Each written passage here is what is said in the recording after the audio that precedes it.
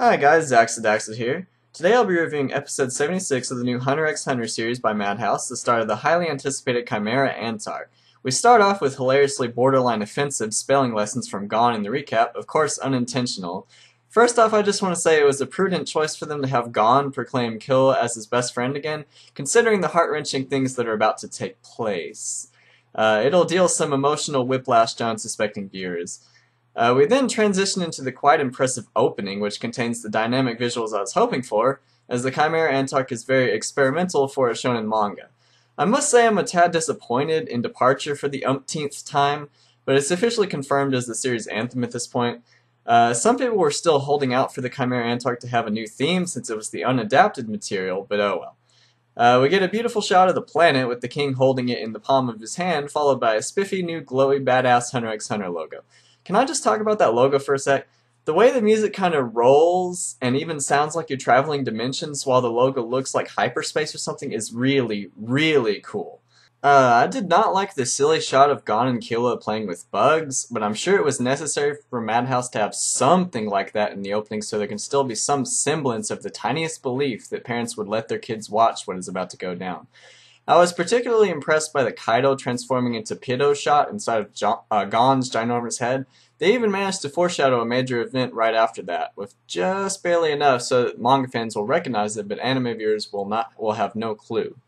Then you get some Red Line-esque animation with all the squad commanders, which is quite a thing to behold, and one of the most interesting parts visually of the opening, 3 major players of the arc bowing before the king as he's on a mountain with highly stylized flames jetting out.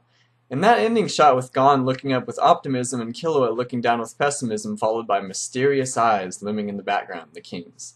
This was my favorite opening yet, hands down.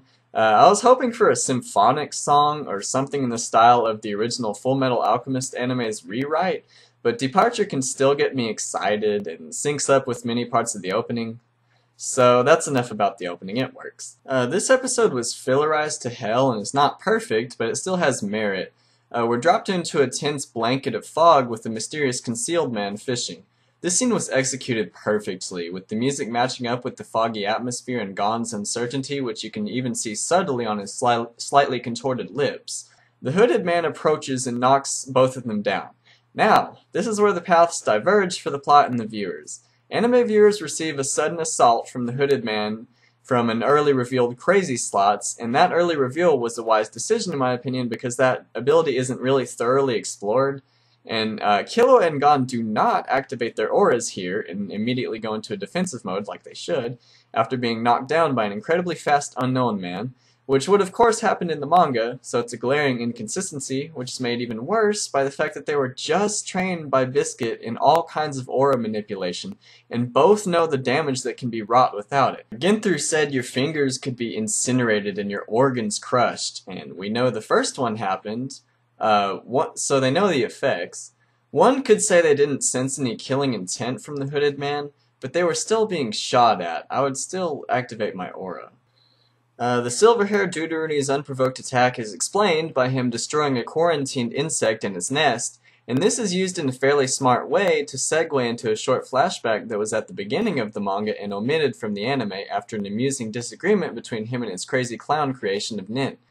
The flashback and the present intermingle with Kite saying certain lines from then at present, when I guess it doesn't truly matter when they were said, unless they had an influential effect on Gon, which they did.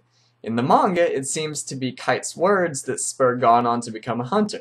In the anime, it seems it's mainly Gon wanting to find out what was so entrancing about the occupation.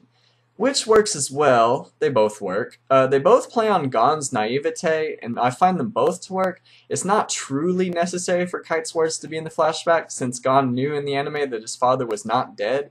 Words received from Kite in the flashback in the manga originally.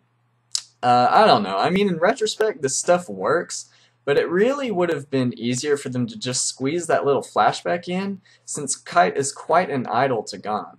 There's almost no way Gon wouldn't recognize him immediately. I mean, he's physically distinctive enough, and considering his admiration of just a simple picture of his dad, keep in mind it was only 3 years ago that the confrontation with the fox bear cubs happened. They're made out to be much more distant in the anime, and I'm not sure that's going to exactly mesh with future happenings. We move to the footprints seen in the opening on the shore into a small cave where a giant version of the ant we saw before eats a beautifully animated fish, which must make it taste all the better. Alright, we quickly revert back to Kite, Gon, and Killua roasting some fish over a fire in the forest. This is a small thing I enjoy about Hunter x Hunter. In other manga and anime, the food they would be having is the best food of all time, made with the best of ingredients, cause Kite is such an amazing man. Instead, we get some simple little fish. Sometimes things don't need to be grand for them to be enjoyable. This same technique was used at the Greed Island Feast, where it's really just a typical Thanksgiving dinner glorified. The music gets really touching and inspiring as Kite reminisces about his mentor, Jin. Anyway, a cute little flashback in the simple style of Hunter x Hunter flashbacks happens with Kite stealing some bread in a slum with the aid of some dogs, demonstrating his cooperation with animals. The groundwork of a good hunter.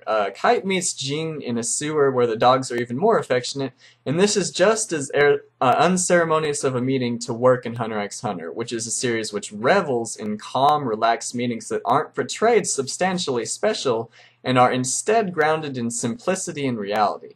I like that a lot. And this is a good time to talk about Kite's voice as he narrates.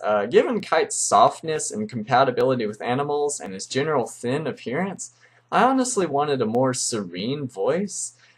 Now, his voice actor is incredibly appropriate since it's the same guy who voices Shanks from One Piece, and Shanks was what inspired Luffy to become a pirate, and you can see the parallels there with Kite and Gon. But ultimately it comes off a little too mighty for me and overbearing. A really neat scene that expands upon the manga shows a few of the vistas Kite explored as he went on his journey to find Jin, as strong keyboards pound in the background along with Gon's little show to heart as he hears about his dad. The star system is then explained a little later, which I find to be a really cool addition to the story. Jin is, of course, qualified to be a triple star hunter, and you later find out that a character that you would not expect to have it also has the title. That character is a doozy. Cannot wait till that happens, if it happens in the anime. I can't really expect them to leave off at the end of this arc. They're going to need to do a little tie-ups. Anyway. Finally, the episode ends with the queen devouring sustenance, unable to move because of what you would assume to be labor pains as she talks about giving birth to the king. The ending song is somber yet hopeful, with the soon-to-be haunting image of Kite in the shot where Gon looks at his fist in doubt. It's a very simple ending, and yet somehow it works. Why? I feel like I'm actually there on the shore with Gon and Killua, the bleak shore. It's not just cool still images the whole time, like with, Reason, which was the last ending, and Hunting with Your Dream, which is obviously the best ending of all time. And with a new anticipated arc like this, you'll of course want the audience to be completely in the present moment, feeling like, holy shit, this is actually happening.